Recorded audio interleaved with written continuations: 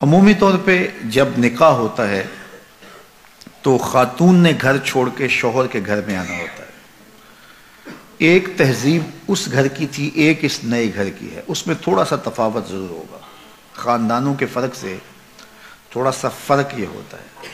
تو خاتون یا تو اس سانچے میں خود کو ڈھال لے یا پھر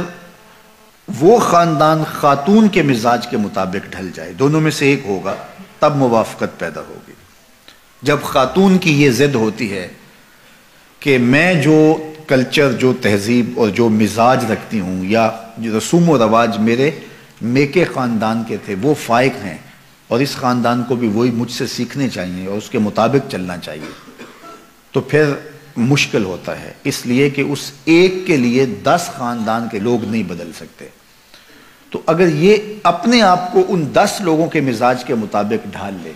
ایسا مزاج نہیں جو شریعت سے متفاوت ہو، عمومی طور پہ ہمارے جو معاشرتی معاملات ہیں اس میں اگر وہ اپنے آپ کو ڈھال لے تو یہ اس کے لیے آسان ہوگا۔ یہ جس جگہ گئی ہے وہاں جا کے اس مزاج میں، وہ کہتے ہیں نا کہ جیسا دیس ویسا بھیس، تو وہ وہاں جا کے اس بھیس کو پہن لے تو یہ عجیب نہیں لگے گی، لیکن وہ اس پورے گاؤں کے اندر سے ایک خاندان اس بھیس کو اختیار کرے جو یہ لے کر کے آئی ہے، تو وہ اپنے خاندان کے اندر بھی عجیب لگیں گے اور جو ہے وہ بالخصوص کہیں گے کہ بس یہ تو اس خاتون نے ان کو اپنے نرغے میں لے لیا۔ تو جو شریعت بیضاء کا مزاج ہے اس میں اچھی چیزیں اس خاندان میں آہستہ آہستہ منتقل کر دی جائیں، یہ تو ایک خیر کی بات ہے، لیکن عمومی رویے جو رواج کی حد تک ہیں اور شریعت سے متصادم نہیں ہیں وہ خاتون کو ہی بدلنا ہوگا۔ اور جب خاتون اس بات کی ضد کرتی ہے کہ میرے مزاج کے سانچے میں یہ ڈلیں تو پھر تناؤ پیدا ہو جاتا ہے اور الجھاؤ پیدا ہوتا ہے، اور یہ الجھاؤ بالآخر طلاق تک جا پہنچتا ہے۔ تو اس چیز کا خاتون کو بالخصوص خیال رکھنا چاہیے۔ خاوند کو اندھیرے میں رکھنے کی وجہ سے بھی باہم تناؤ پیدا ہوتے ہیں۔ بعض خواتین بہت چالاک بننے کی کوشش کرتی ہیں اور بہت سارے چھوٹے چھوٹے امور میں گھر کے اخراجات اور دیگر معاملات سے لے کر کے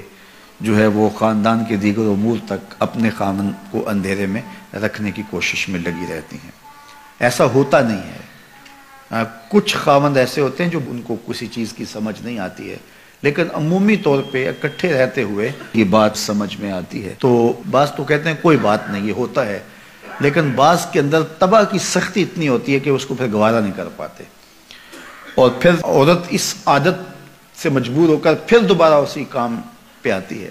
اور پھر آہستہ آہستہ یہ اختلاف بڑھ جاتے ہیں اور کس دن طلاق تک بھی نوبت پہنچ جاتی ہے۔ اس لیے عورت کو کوئی ضرورت نہیں ہے کہ اپنے شوہر کو اندھیرے میں رکھے۔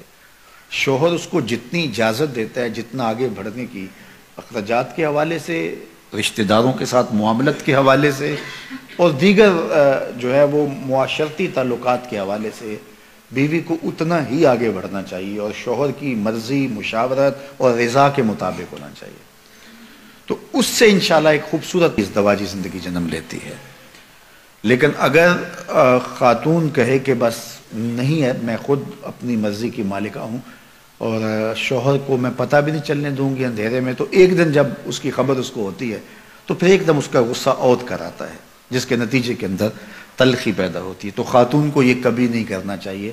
شوہر کو کبھی بھی اندھیرے میں نہیں رکھنا چاہیے، اس کی زندگی کھلی کتاب کی طرح اس کے شوہر کے سامنے ہونی چاہیے۔ حتیٰ کہ اس نے اپنے ماں باپ کو بھی ملنے کے لیے جانا ہے تو اس کو چوری نہیں جانا چاہیے، اپنے شوہر سے پوچھ کے جانا چاہیے،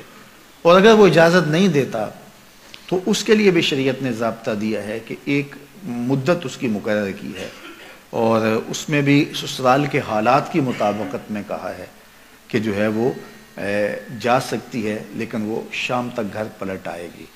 اگر وہ اس صورت میں ہے کہ شوہر بہت ظالم ہے، وہ جانے نہیں دیتا، تو ظاہر ہے کہ قطع تعلقی تو نہیں ہوگی، تو وہ ایک مخصوص مدت کے بعد جو ہے وہ جا سکتی ہے، لیکن شام کو پلٹ آئے گی۔ لیکن عمومی طور پہ ایسے ظالم شوہر تو کم ہی ہوتے ہیں، عمومی طور پہ تو جانے دیتے ہیں، تو ان کی اجازت کے بغیر اب اگر کسی وجہ سے وہ کبھی روک دیں، بعض حالات ایسے ہوتے ہیں معروضی حالات،